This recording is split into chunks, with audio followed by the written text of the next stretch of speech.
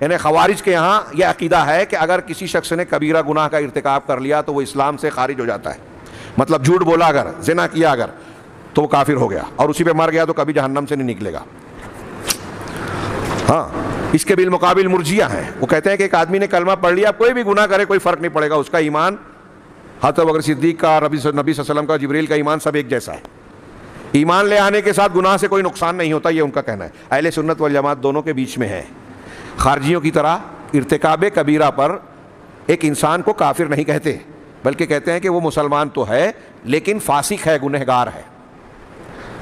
اور مرجیہ کی طرح یہ بھی نہیں کہتے کہ ایمان لانے کے بعد کچھ بھی کرو بچ جائیں گے، بلکہ گناہ کا اندیشہ ہوگا. اور اگر کوئی شخص ایمان کا دعویٰ کرنے کے بعد گناہ کرتا ہے تو اس کا ایمان گھٹتا ہے، اس کا کم ہوگا ایمان. اب یہاں خارجیوں کے اس عقیدے کو آپ سوچیں گے کہ یہ تو آج پائے نہیں جاتے.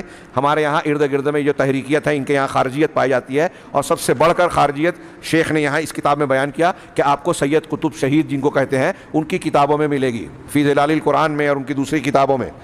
وہ اپنے علاوہ پورے دنیا کے مسلمانوں کو، تمام امت کو کافر قرار دیتے ہیں، سب کو قابل گردن زدنی قرار دیتے ہیں. آج کل جو دہشت گردی کی بدنامی والی بات عالمی سطح پر چلتی ہے نا، اس میں تقویت اس فکر سے ملتی ہے. کچھ نوجوانوں کو ان کی کتابوں سے بھڑکایا جاتا ہے کہ یہ دوسرے لوگ سب کافر ہیں، مشرک ہیں، ہاں لہذا مسجد میں بھی دھماکہ کیا جا سکتا ہے، مارا جا سکتا ہے. یہ قابل گردن زدنی ہے.